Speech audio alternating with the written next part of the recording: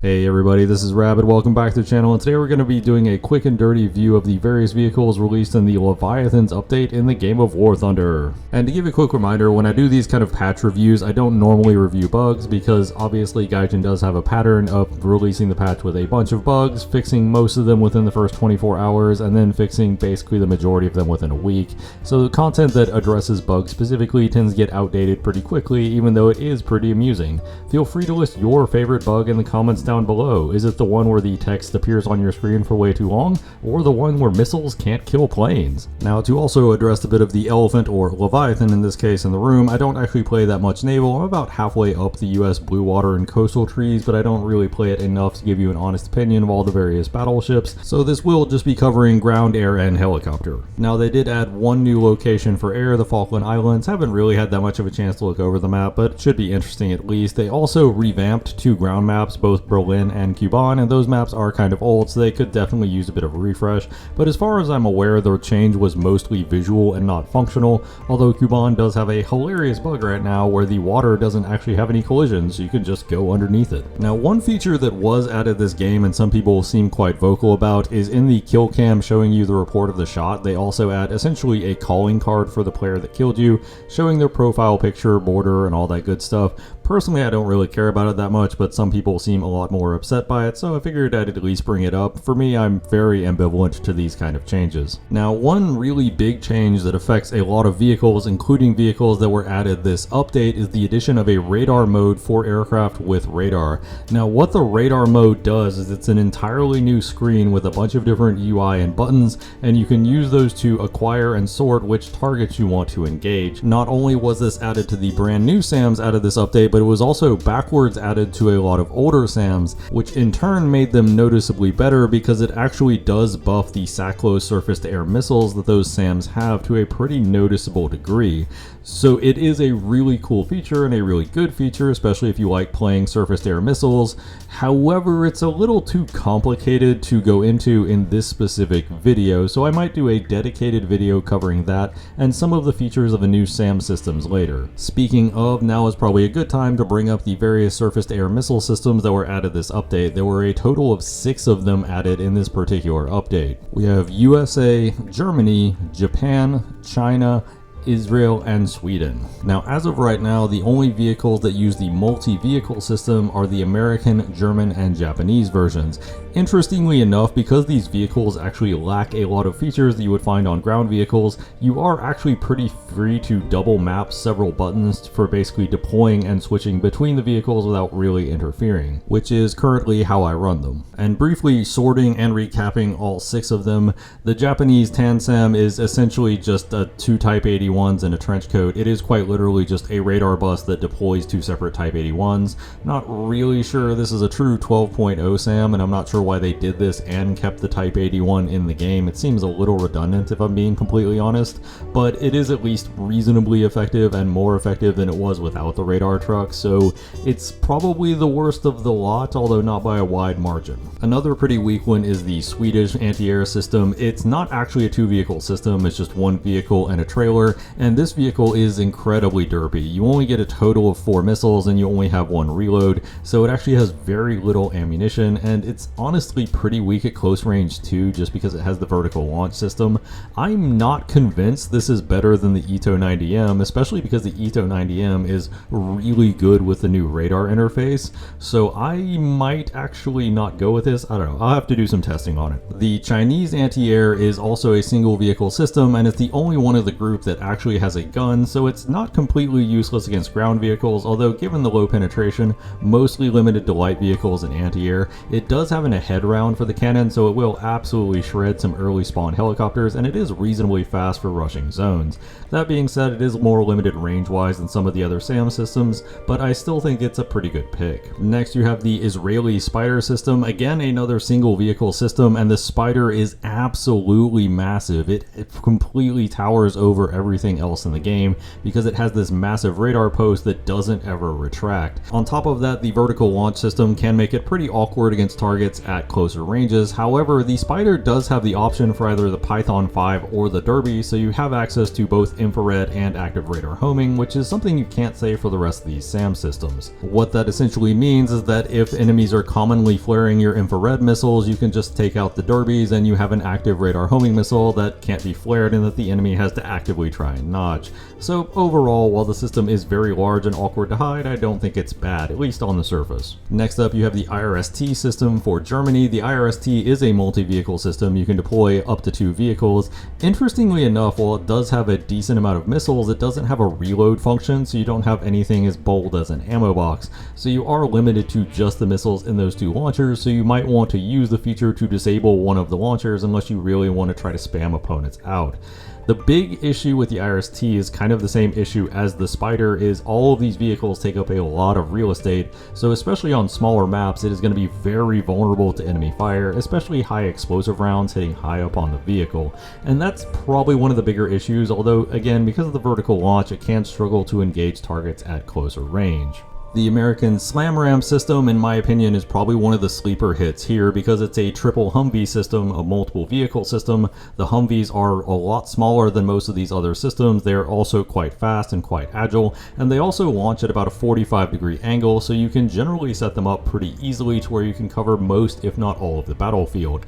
I actually think the Slam Rams, despite on the surface not having the best raw stats, might actually be the best of the lot, but it's going to take a lot more trial and error to really figure out for certain. And one minor side note, on the dev stream, the devs did specifically say that more of these types of SAM systems were coming, I think for most nations up to and including Russia that's getting the book system, because you know, you wouldn't want Russia to be without the anti-air for a patch or two, it's whatever. But anyway, obviously most nations, if not all of them, are going to be getting new SAM systems within the next few updates. And before we get into all of the other vehicles added, there are 3 new packs being added. Each of these packs contains 3 different vehicles. These are the American Hell on Wheels, the Soviet 1945, and the British Overlord packs. On the whole, I would say all of these packs are pretty good deals for starting out a tech tree. For the price you pay, getting 3 premium vehicles, effectively a lineup that can grind out the low to mid tiers pretty efficiently, is not bad, and pretty much all of the vehicles in these are pretty usable. Some of the anti-airs are a little dodgy, but that's really about it. Most of the heavy and medium tanks are very solid. My only minor gripe is including the Hellcat in with the American M4 Sherman, because the Sherman doesn't really like to be pulled up into guaranteed 6.7 up tiers all the time. I would much rather have seen an M36, but I do understand that the Hellcat is a lot more iconic,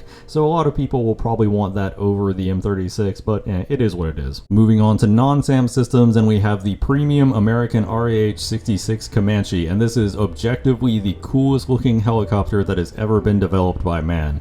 I absolutely love the way the Comanche looks. As far as how functional it is, it carries a very similar weapon loadout to things like Apaches or the Viper, so on the whole, offensively, it is pretty comparable to other American helicopters. The only thing it's really lacking is flares, and honestly, given that the low observable aspects do work at least okay, you don't generally need them most of the time.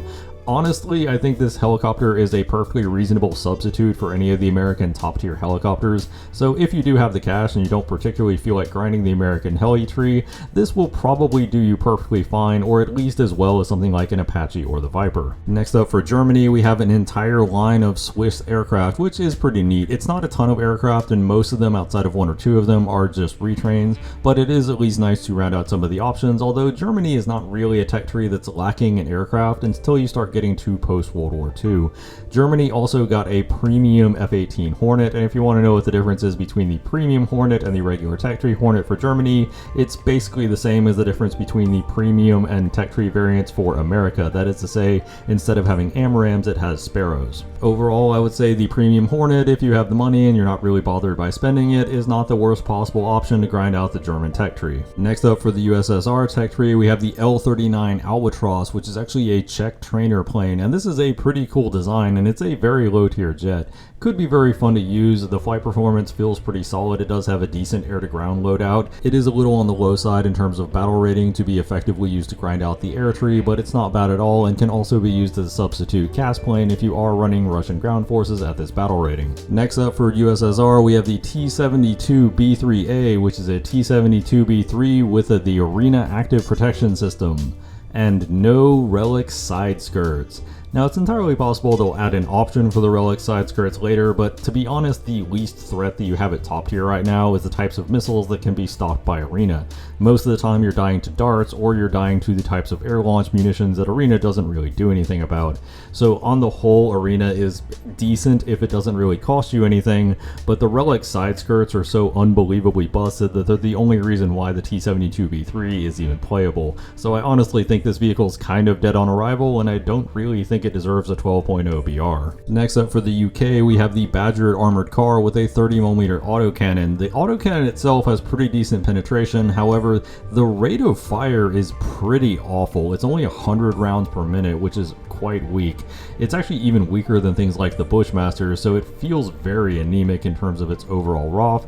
I'm not sure how much of a hindrance that'll be because the vehicle is at 9.0, so it does fight some weaker enemies that it might actually have a pretty decent chance against, but on the whole I would say the ROF is basically the only thing holding it back. It's a decently mobile wheeled chassis, has a lot of empty space to absorb shells, and the autocannon has more than enough penetration to get the job done as long as you aren't fighting heavy tanks in the front. Next up for Japan, we have the F2A and also the premium F2A A2W. So the F2 is finally in the game, and honestly the flight performance on this vehicle is quite solid. The only real difference between the premium vehicle and the Tech Tree vehicle is, much like with the F-18s, the premium vehicle only has Sparrows, whereas the Tech 3 vehicle does have Fox 3 missiles.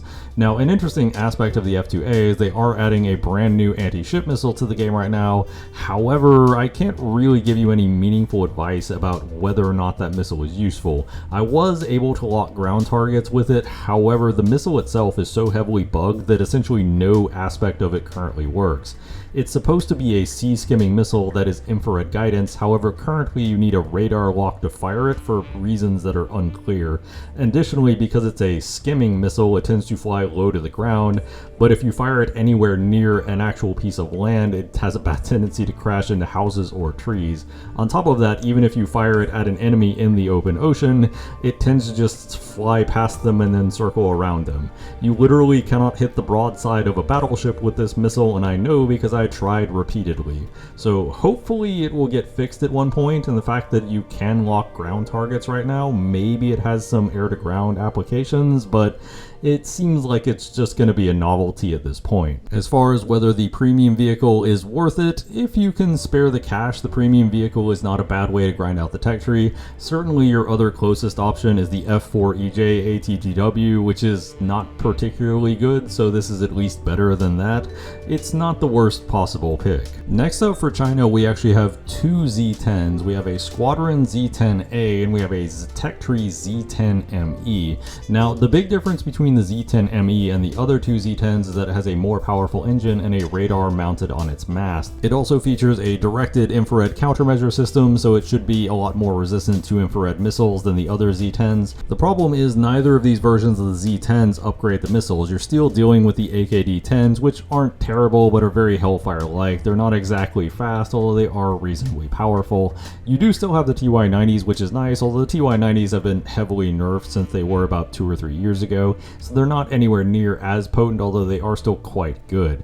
On the whole, the Z10ME is a pretty reasonable upgrade. If you don't feel like grinding the Chinese helicopter tree and you just want some helicopter for decent CAS without actually going all the way to the top of that tree, the Z10A can certainly deliver. It's not unusable, it's just not really exceptional. Overall, I will definitely be getting the Z10ME because the mass-mounted radar does help against air targets, the directed IRCMs do help you a bit against IRCM missiles, and the improved engine is welcome even if it does add a good bit of extra weight, even if the missiles are essentially identical. Next up for Italy, we have a brand new premium MiG29 Sniper. This is a Romanian MiG29, and as far as I can tell, this is basically the basic MiG29 from the USSR tree. Looks like it has basically the same weapons, and honestly, for this battle rating, it's a pretty competitive aircraft. It's not outstanding, but it at least can go toe-to-toe with most common enemies reasonably well, and the R-27 ETs and ERs are quite good. Honestly, comparing it to the other options you have to grind out the Italian air tree, this is is actually a pretty decent pick. The other ones are the F104 ASA and the AMX, and honestly, I do think this is a better choice if you can spare the money. Italy also gets the Tech Tree Leopard 1A2, which is in practice very similar stat-wise to the German Leopard 1. It has some pretty minor differences in terms of some parts of the armor package, but in general should play exactly the same. Honestly, I really like the Leopard 1. It has great mobility, punchy gun, really everything you need in a tank outside of armor, but you shouldn't be putting your armor to the test most of the time because at this battle rating, most things kind of just don't have armor anyway. Next up for France, we have the MSC, and the MSC is everything I could have possibly dreamed of. It has a 5-second reload, a reasonably punchy shell for 10.7. It also has a 1500 horsepower engine and is relatively light. The armor is exactly good enough to troll opponents, which is really all you need at this battle rating. And I am going to bet about $100 right now that the MSC goes up in BR with the next BR change in which it is eligible. Gaijin usually doesn't like to raise things in battle rating immediately after they drop. They usually like to wait for a while, but as soon as it is eligible to go up, $100 says it goes up. A fast tank with a fast reload and trolley armor, especially in the French tech tree, there's no way this thing stays at 10.7. It's way too good. Next up, we have a premium Dutch Leopard 2A4, and this is in practice very similar to the German premium Leopard 2A4. It's basically just a 2A4 with camo netting and some extra decals. Perfectly fine if you're looking to grind out the French tech tree. This is very capable, and while I will never tell you that a Leopard 2A4 is bad, I absolutely love the tanks. There is a Leopard 2A4 in the tech tree, and the Samoa SM is still a fantastic grinder, so I would probably prioritize the Samoa SM over this, but this vehicle is not bad by any means. And next up for France, we have a new prop plane, the Fokker D21, which is one of the Dutch planes, so I guess Gaijin is trying to curry Deffin's favor. This is a pretty dedicated fighter, and it's also a prop plane at a battle rating that I don't usually play, so I can't really give any good input on exactly how good it is, because I am mostly a ground RB player and look at a lot of planes in terms of CAS, or in terms of grinding the air tech to get to CAS, and this doesn't really do any of that. That being said, looking at stats and taking it in the test drive, it was fine, if a bit underwhelming if I'm being honest. It really didn't seem that impressive. And next up we have another Dutch plane. Man, Gaijin is really trying to get Deffin's attention with this. We have the premium F5A. Now this F5A does have better missiles than the other F5A, although they're not dramatically better, and is at a very similar battle rating. Not a bad aircraft by any means. Honestly, if you want to grind out tech trees, you could do way worse than an F5. The F5 is generally a very fun plane to play, and honestly, if you're a newer player that just likes to slam on the elevator, the F5 is actually a pretty beginner-friendly plane in that regards too. So if you are looking to grind out the French air tree, this is certainly an option next to stuff like the Mirage F1C. Next up, we have the Finnish F-18 MLU, and this is basically the F-18C with some air-to-ground ordnance and also the AIM-120C. Except the air-to-ground ordnance is basically just laser and GPS guided bombs. It doesn't have anything so harrowing as a laser guided missile or a fire and forget infrared missile. This was a little disappointing for me because the JAS-39C does have some pretty significant issues in terms of the amount of ordnance that it can carry, and I was kind of hoping that we would get an F-18C that had a loadout comparable to the American or German ones, but that just isn't the case. It's not bad in air-to-air, but in air-to-ground it's pretty underwhelming and mostly just does the combat air patrol role. Next up, we have the Danish F-35, or as I like to call it, the F-35. No, not that one. This is basically the J-35 Draken, but this is a Danish version, and it has the same missiles that are found on the Dutch F-5, which are not great, but not terrible, along with some countermeasures. It's reasonably competent, although if you were to look at it compared to something like the XS J-35 variant, it does have less ordnance and is generally less capable. One thing this aircraft does have as a squadron vehicle, however, is a bomb ballistic computer and a ton of bombs. It actually has an alarming amount of bombs. I didn't know the J-35 could carry this many. So if you are looking for a ground attacker, this might be an option to get one and not have to grind out the entire tech tree or pay any money for. Next up for Sweden, we have an M24 Chaffee. It's an M24. The M24 is, in my opinion, one of the best tanks in the game. It also rounds out the Swedish 3.7 lineup really well, especially if you have the somewhat obnoxious Sav. The M24 is a fantastic vehicle, and you should always get one when it's available in a tech tree, and that's just my opinion on the matter. Now, to briefly give some thoughts on where I think air is at, obviously the patch is still pretty fresh, and I'm trying to do this with just about 10 games under my belt to see exactly where the air is sitting. Personally, I think air did take a pretty noticeable hit, but less so because of the anti-air systems and more so because they changed the air spawns. At top tier, the air spawns used to be about 14 kilometers away from the ground battlefield. Now it's anywhere from 20 to 24 kilometers away. So it's a decent flight to the ground battlefield, and additionally, anti-aircraft systems and other planes have a much higher chance of being able to spot you before you're able to deliver ordnance on target. So especially for a lot of aircraft that don't exactly have the best air-to-ground ordnance, things like the Typhoon that are reliant on the laser guided and relatively slow brimstones, it is a pretty big knock to them. However, the major problem aircraft, the Su-30SM and its KH-38MTs, is still a bit of a problem. The major issues with those missiles and that their tracking is too good, their range is too long, and they're too fast, all still very much apply, and it does consistently seem to get missiles through, even through some of the newer SAM systems. This is really one of those areas where the problem was basically one specific missile, and that one specific missile is also questionably historical to begin with, because even Gaijin doesn't seem to have any definitive proof that one of these missiles was ever built. On top of that, for some reason they decided to also add a secondary GPS guidance to the missile, so you can simply put a lock on the enemy spawn, fire the missile over a hill or something completely outside of line of sight, and once it starts getting near the spawn, the IR seeker will start actively trying to find targets in their spawn. It's a cute trick, but honestly, much like with a lot of the other testing I was doing using GPS guided weapons to try and take out some of these new air defense systems, the big issue you run into is that top tier ground battles are resolved so quickly that taking more time to fly to the battlefield, taking more time to set up these shots, taking more time to lob bombs, etc, etc, etc. If the battle was already ending by about the 3-minute mark and your team is either overrunning the enemy or getting overrun, it's just taking too long, and a lot of these planes are just struggling to find any real chance to do anything. With all that being said, however, I really don't think this comes anywhere near killing CAS. If you didn't like dying to KH-38s before, you can spawn whatever surface-to-air missile system you want and you're still gonna die to KH-38s. That one specific missile was really the problem, not the surface-to-air defense systems. On top of that, playing the Comanche, I basically got shot down 0 times by any of these new surface-to-air missile systems because it turns out the enemy has to see you to be able to shoot you down, and helicopters are still very good at hiding from surface-to-air missile systems, much like they were a long time ago. So on the whole, I feel like the impact of this is going to be pretty minor. The real problem people had, the worst defender, the Su-30SM, is still pretty annoying to deal with. Helicopters are still pretty good. At least this does give some nations options, so the enemy can't just sit on top of your entire team dropping bombs, but on the whole, I would say this probably isn't going to do what a lot of people were hoping it's going to do. Of course, those are just my thoughts on the matter. What do you think of the Leviathans update? Do you love it? Do you hate it? What are your favorite vehicles? Is there anything you're looking to grind? Please let me know in the comments down below. I always love to hear from you guys. If you enjoyed the video, like and subscribe always helps out the channel. And also, if you do want to see me do a dedicated guide on how to use the radar screen, especially with some of the older SAM systems, please let me know that as well, because it is something I've been eyeing, but if people aren't really interested, I'm just not going to bother. Hope you liked the video, and as always, danke bitte, tschüss.